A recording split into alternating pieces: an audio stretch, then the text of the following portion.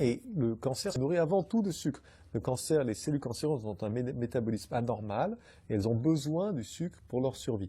Quand on pompe du sucre en permanence dans l'organisme, on alimente directement la croissance des cellules cancéreuses.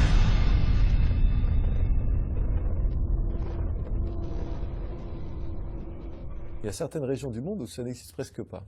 En particulier des régions entières de Chine où il n'y a pas de cancer du sein. Ce qui est très étonnant quand on voit l'incroyable prévalence du cancer du sein en Occident. Il y a certaines régions où il n'y a pas de cancer de la prostate du tout, alors qu'aujourd'hui ça concerne énormément d'hommes dans nos sociétés. Donc que se passe-t-il? Eh bien, on s'aperçoit que la grande différence, ce n'est pas les gènes, ce n'est pas que les Asiatiques ou les femmes chinoises ont des petits seins ou qu'elles sont protégées contre le cancer, parce que quand elles viennent vivre en Occident, elles ont les mêmes nombres de cancers du sein que nous. Il se passe qu'il y a une différence dans la manière de vivre, dans le mode de vie dans ces régions et dans les nôtres. Donc qu'est-ce qui a changé dans le mode de vie? Il faut le comprendre, puisque ce qui a changé dans le mode de vie en Occident depuis la Deuxième Guerre mondiale semble être un engrais pour le cancer. Il y a trois principaux facteurs que je décris dans mon livre.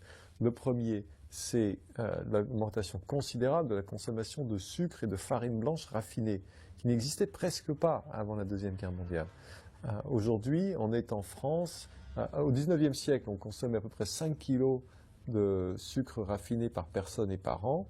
Aujourd'hui, en France, on est à 35, aux États-Unis, on est à 70, et en France, on est en train de rattraper les Américains. Donc bientôt, on sera nous aussi à 70.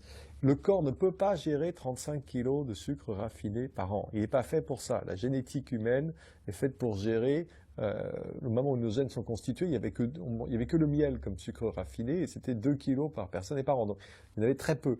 5, visiblement, c'était encore gérable. 35, ça n'allait pas. 70, certainement pas.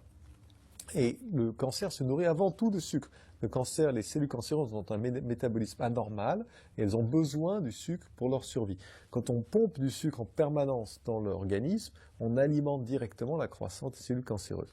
En plus de ça, le sucre crée de l'inflammation dans le corps et le cancer a besoin de l'inflammation non seulement pour grandir, se multiplier, mais pour envahir les tissus avoisinants et se répandre dans l'organisme. Il a besoin de cette inflammation qui est alimentée directement par le sucre. Donc sucre, farine blanche, c'est-à-dire la baguette, malheureusement, c'est des choses très bonnes, c'est des choses qu'on aime, sinon il n'y aurait pas de problème. Mais la baguette, c'est du sucre blanc qui très très vite fait monter le taux de glucose dans le sang dès qu'on la mange.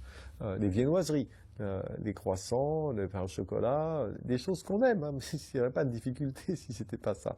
Mais qui n'existent presque pas dans certaines régions de Chine où on mange pas de pain, on mange pas de viennoiserie et on mange presque pas de sucre raffiné blanc.